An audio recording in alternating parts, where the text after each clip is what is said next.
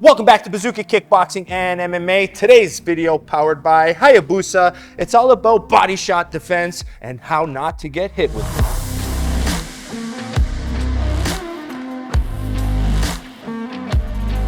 All right, in today's episode, we're talking about the body shot. Now, when we talk about body shots, it's very important that as you get a higher level in striking, the more you're going to use the level change. So as an amateur, I find most punches come on the head. As we get more experience, we want to start hitting the body. We start adding angles and different types of body shots. So before we get into the body shot defense, what are the different types of body shots? A body shot isn't just a body shot. So some of the ways someone will attack the body, it can be a jab to the body. That's a very advanced boxing technique. The rear straight to the body. As you start developing, that's maybe the first body shot technique you learn. And then as you get more advanced on the inside, we have shovel punches, right, where my elbows are in, and then we have round punches. So when talking about blocking body shots, we have to understand which body shot are we talking about. So if I'm staying long, it could be rear to the body. I can get inside, shovel versus round.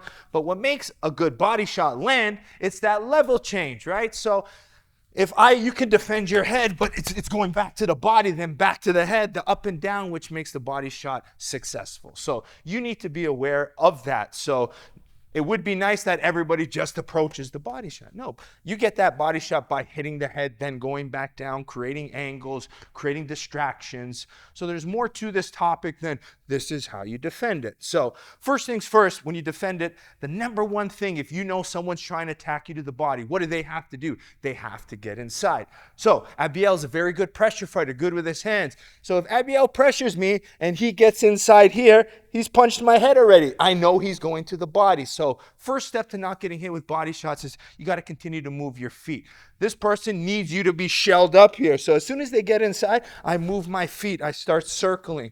And I'm aware that they need to be inside to hit the body shot. So footwork is number one, and avoiding being shelled up. Regardless what I'll be like, you say he throws an overhand on me like this and I just shell up, right? I can't be here. Now look, the body is open, my head is open. So avoiding being shelled up. You avoid being shelled up by moving your feet and being aware of where you are, right? So if I notice I'm getting backed up to the cage or the fence, I got to start moving, right?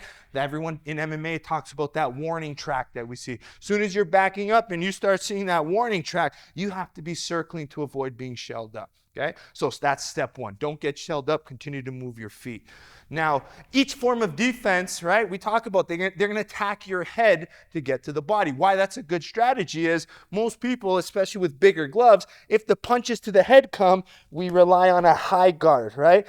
The downside of a high guard is the body is open. It protects the head very well, but the body is open. So if you're a high guard a defender like myself, what you have to do is you have to merge the two together. So as Abiel starts punching my head, I move my feet right away. So I'll defend the head punches, being aware that his head punches is going to set up his body punch. So I might defend the head punches, and then as soon as I do, I start moving away with my high guard, okay? So that's the positive and the negative, the high guard.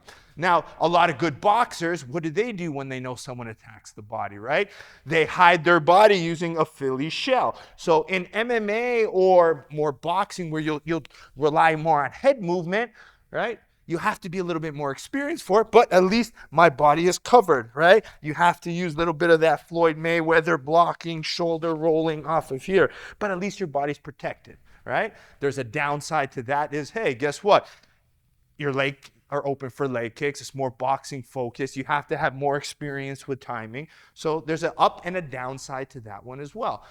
Me personally, a lot of times, if the middle ground between the two would be more pairing. And that's the type of defense I kind of like for when someone's good with the body.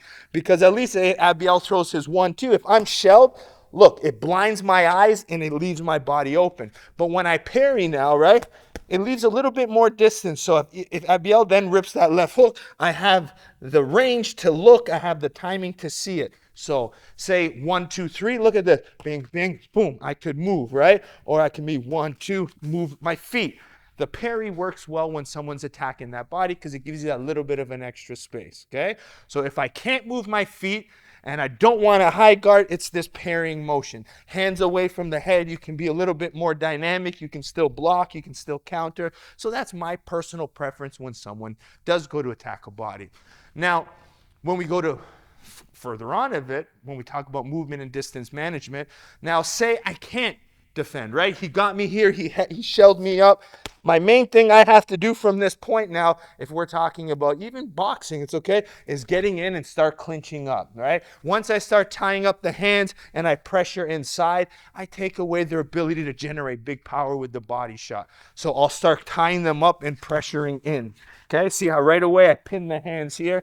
I maybe try to lower my base and get the hands up. Now with kickboxing, Muay Thai, MMA, I can try throwing my knees depending the situation. Okay, so understanding first thing, don't get shelled up, move your feet. If you can't move your feet, right, staying high guarded and shelled is a nightmare. Your body's going to be way too open. You can go, if you're experienced, you can go here, but like I said, I prefer you to use the parry. Now, just a quick little recap. Say the punches do go to the body, right? Now, depending the punch, I will block in different ways. So if the body shot is round hooks, I kind of keep my high guard still because, like I mentioned, they'll use head-body-head combination. So I got to protect both.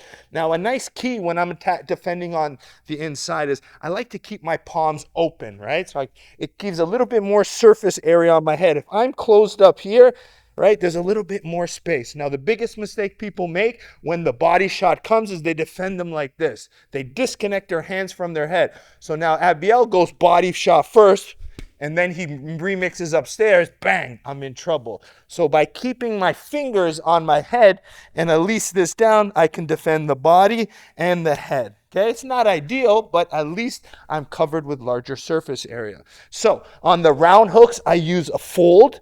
On the 45, I bring my elbow on a 45 here, right? So the shovel shot comes. So if Abiel's on this angle, the round hook, I squeeze. On the 45 shovel, I bring it just in front. So squeeze versus in front. Squeeze versus in front.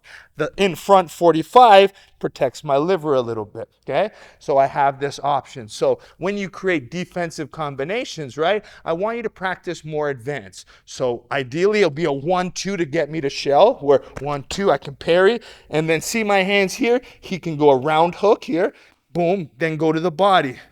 Bang, okay? And then you work on different types of defense, which allows you to defend your head. So he might go 1, 2, 3 to the head, 1, 2, 3, and then he goes to the body, boom, maybe body on the other side, boom, bang. And I just work on defending my head and the body at the same time.